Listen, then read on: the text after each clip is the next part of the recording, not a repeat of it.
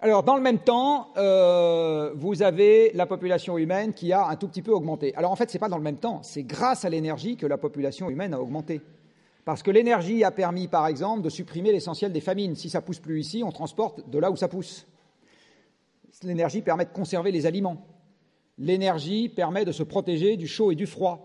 L'énergie permet d'avoir du temps libre pour chercher sur des médicaments, parce que tant qu'on est occupé à faire pousser des patates, il n'y a pas beaucoup de chercheurs en médecine qui s'occupent d'allonger votre espérance de vie. L'énergie permet de vous protéger des microbes quand vous naissez, etc. Donc en fait, l'allongement de l'espérance de vie, c'est une conséquence directe de l'accroissement de l'approvisionnement énergétique. C'est une conséquence directe. Donc dans le même temps que nous utilisons de plus en plus d'énergie par personne, c'est-à-dire que par personne, on transforme de plus en plus l'environnement, on est de plus en plus nombreux.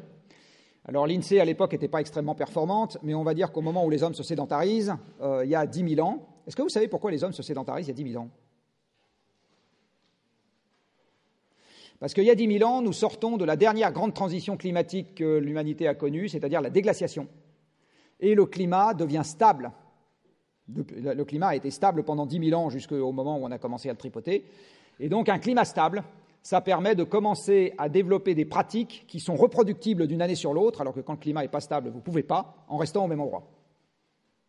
Et nous sommes les lointains ancêtres de cette stabilisation du climat, puisqu'aujourd'hui vous habitez en ville, enfin vous étudiez en ville. La création de l'agriculture, puis derrière des villes, parce que sans agriculture il n'y a pas de ville, c'est une conséquence de la stabilisation du climat. Donc il y a 10 000 ans, le climat commence à stabiliser, et à l'époque, même si l'INSEE n'est pas très performante, nous sommes quelques millions sur Terre.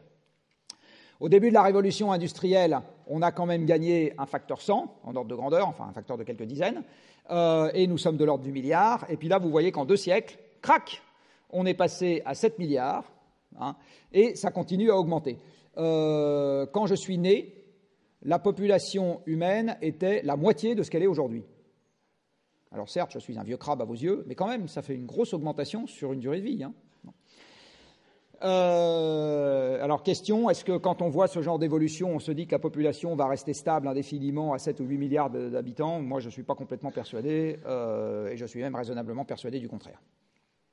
Donc dans les régulations auxquelles il faut s'attendre dans les décennies ou siècles qui viennent, il y aura notamment une contraction de la population qui va s'opérer d'une façon que je ne suis pas capable de vous prédire, mais je suis à peu près sûr qu'elle aura lieu.